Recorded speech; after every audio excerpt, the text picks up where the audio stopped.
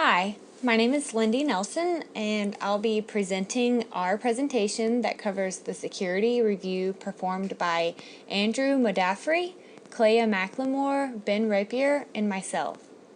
We've chosen to withhold the name of the company throughout the presentation for security and privacy reasons, so we will refer to it as the company throughout this presentation.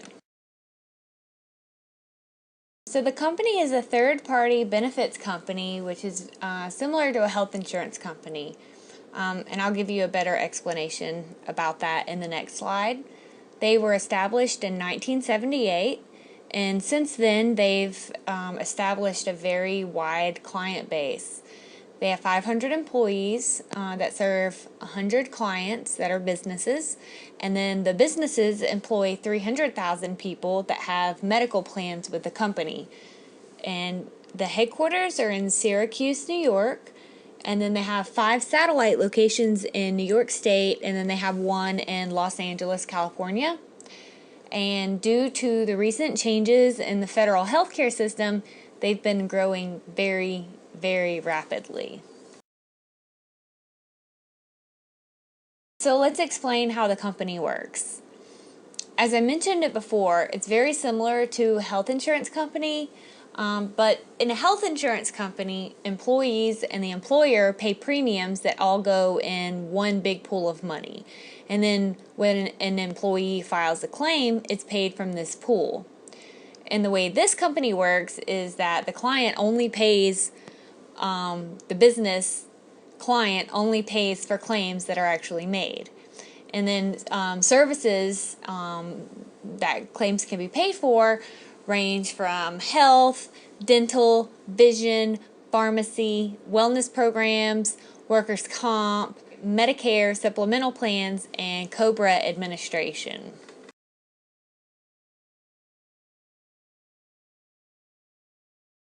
As far as users go, the company supports a total of about 950 users, and then of these, there's approximately 50 to 60 chief executives, vice presidents, directors, managers, and supervisors, and then there's 600 lower level employees, and they have user accounts for about 200 clients, and then about 100 vendors and business partners that have accounts.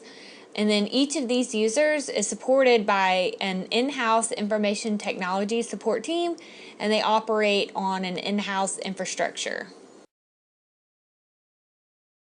Here is our nice long list of hardware and software information systems assets. Like most companies of its size, it stores data on servers with tape and cloud-based backup. And then the LAN and WAN networks are built up of firewalls, switches, routers, and load balancers. And they use a VPN.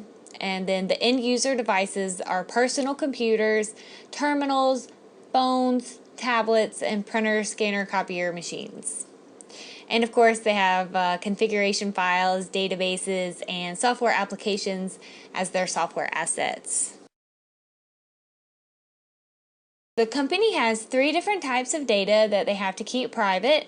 To remain competitive in their industry, they have to protect their business and strategic data. So to protect their employees, users, and clients, they must also protect the PII, the personal identification information of the people that they have saved in their databases.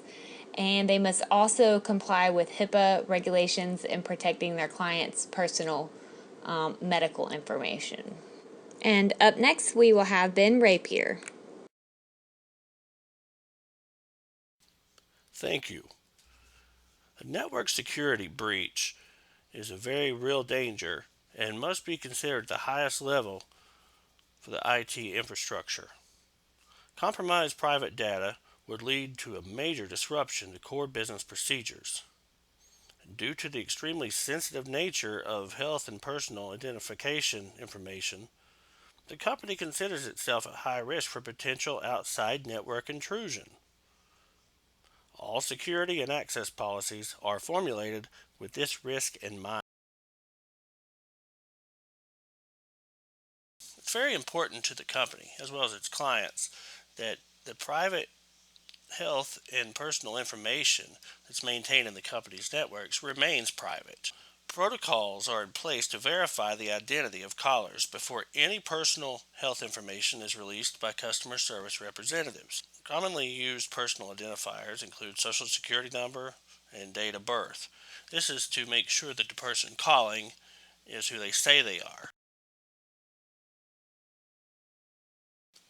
The consequences of a security breach could be devastating to the company's reputation and bottom line.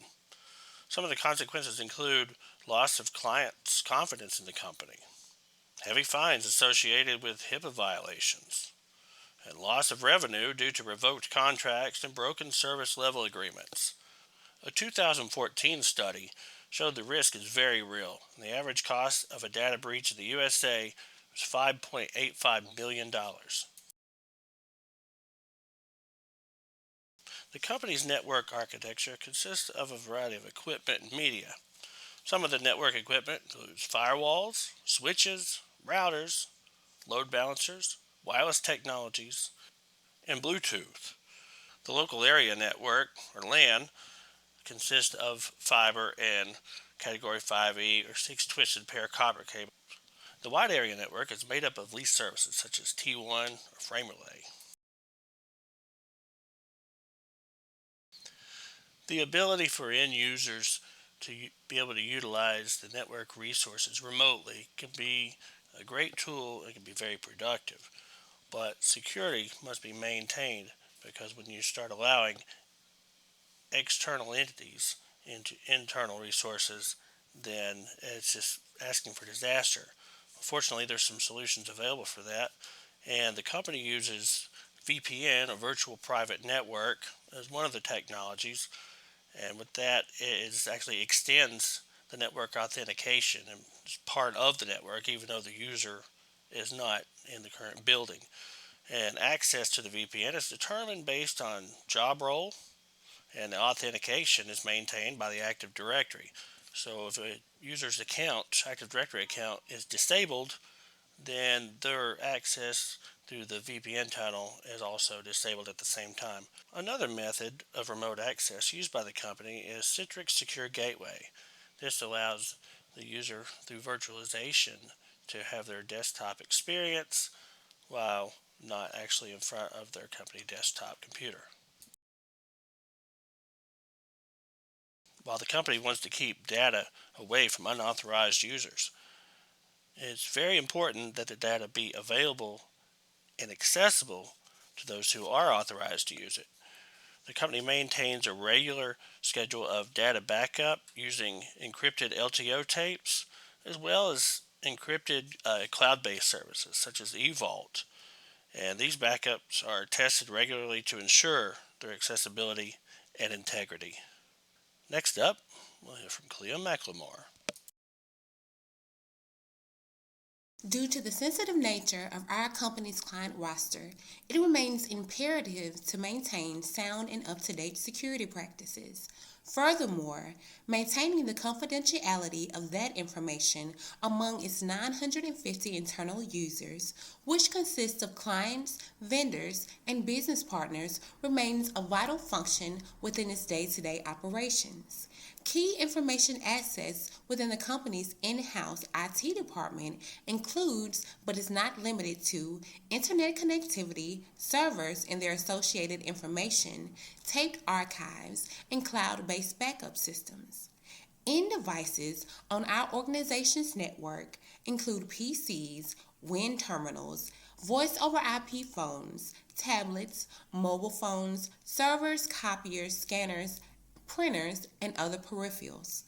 Firewalls, switches, routers, load balancers, virtual private networks, local area networks, WANs, and others are a few key components used for networking purposes.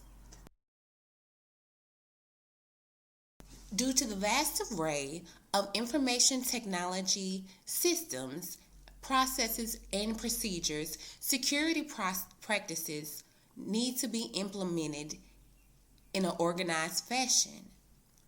The security practices of our organization are implemented from a top-down approach from upper management.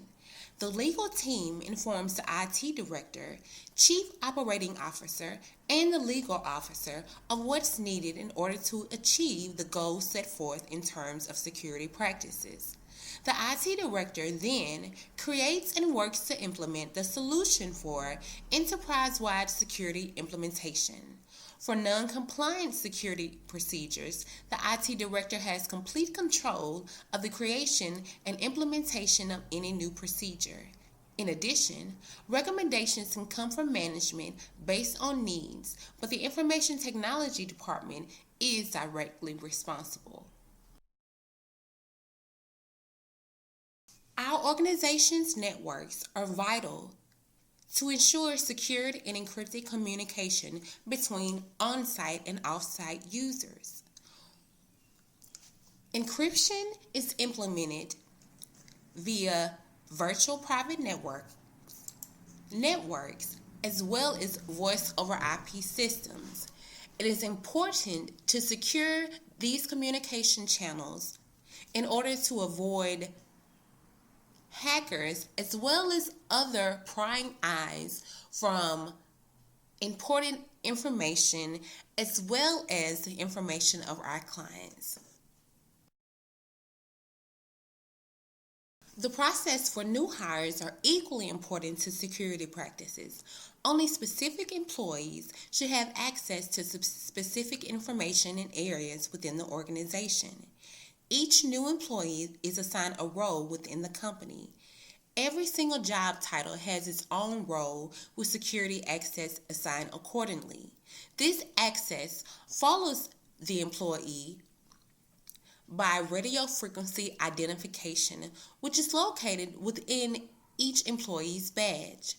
Fingerprint authentication is also used for the entrance and exit of certain buildings and locations within our companies. This provides an additional layer of security. Information security systems are needed in order to protect the various layers of our organization's data, assets, and information. As it relates to information system security, several preventative measures are in place. Intrusion detection systems, firewalls, proxy servers, encryption, and all inbound and outbound file transfer are encrypted. Network address translation is done at the firewall level and work along with antivirus systems such as Symantec and Trend Micro corporate editions. Furthermore, a full business continuity plan and disaster recovery has been created.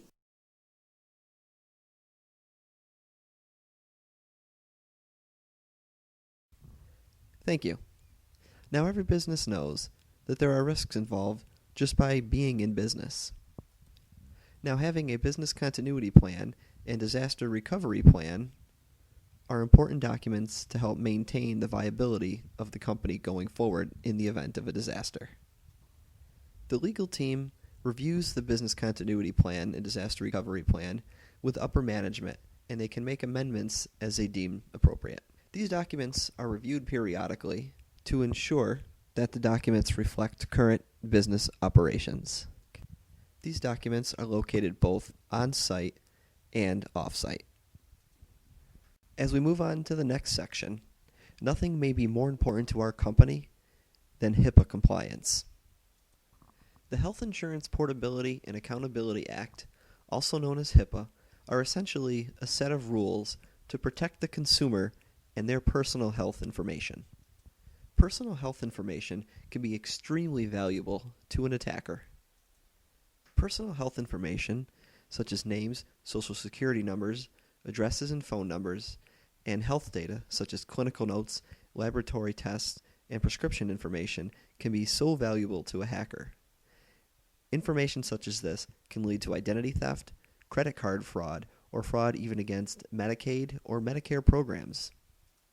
An extreme situation would be that if medical records are altered as a result of an individual posing as someone else to seek health care, the real patient can be put in risk for extreme medical errors. Our company does everything in their power to ensure compliance with HIPAA, as HIPAA compliance is essentially the cornerstone of the business. The legal team continually is doing research to track ongoing HIPAA guidelines and to inform upper-level management of any changes that are going on with the guidelines. Some HIPAA safeguards that our company partakes in include data encryption for outbound traffic, email security for inbound and outbound emails, where if a social security number is present anywhere in an email or an attachment, the document will not go through unless the email is sent in a secure fashion. All employees are also required to attend annual HIPAA training. And another important piece is that as our company has an extremely large call center where they take hundreds of customer service inquiries per day, customer authentication is absolutely paramount and required. All customer service reps are required to verify the identity of all people that they are communicating with over the telephone or by email. This is done through multifaceted customer authentication. HIPAA compliance is essential, and our company goes through extreme measures to ensure HIPAA compliance. Moving forward to the final section, it's important to talk about the professional standards that our company adheres to. As our company is a service firm, as a third-party administrator, there are professional standards that are adhered to. This is both a selling point to clients and an excellent way to maintain internal controls for both financial reporting and non-financial reporting. Our company adheres to the Statement on Standards for Attestation Engagement 16, also known as the SSAE 16. The SSAE 16 requires the management of a service firm to provide a written declaration to an auditor that their description of the organizational system is accurately represented. The SSAE 16, in short, is a full disclosure principle. All of the company's systems are defined, and all operations that affect a customer are defined in detail. Moving on to the next slide. Included with the SSAE 16 are the Service Organization Control Reports Type 1 and 2, known as SOC 1 and SOC 2. Now, SOC 1 report is a report on controls that are relevant to internal controls over financial reporting. And the SOC 2 report is the report that is related to information systems and the security as it pertains to the CIA triad. The SOC 2 report includes an evaluation of the organization's system relevant to security, availability, processing integrity, confidentiality, and privacy. This report is extremely valuable to our company because it is based around 4 broad areas that include policies, communications, procedures, and monitoring. By being certified with the SOC 1 and SOC 2 reports, our company can ensure their customers and clients and the business itself that they maintain appropriate security to ensure that private health information is safe and confidential. As we finish up our section on HIPAA compliance and professional standards, it is clearly evident that our company takes information security extremely seriously, not only because it's the right thing to do, but because it's necessary for the viability of the business as a going concern.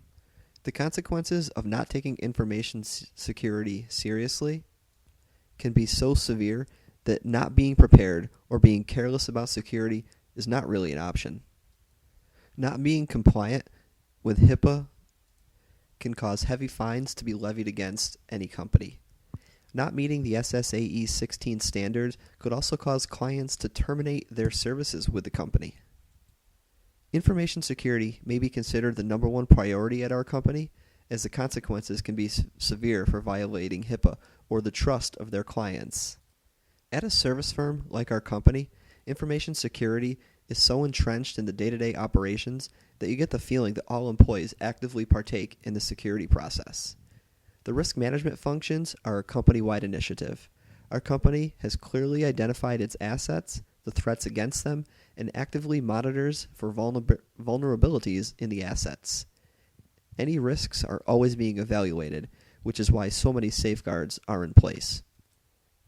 With all of the information security controls and procedures that our company executes and adheres to, it is completely safe to conclude that our company has a firm grasp on their security systems and goes to great lengths to maintain the integrity of them. We hope that you have enjoyed our presentation, and on behalf of the entire team, we sincerely say thank you.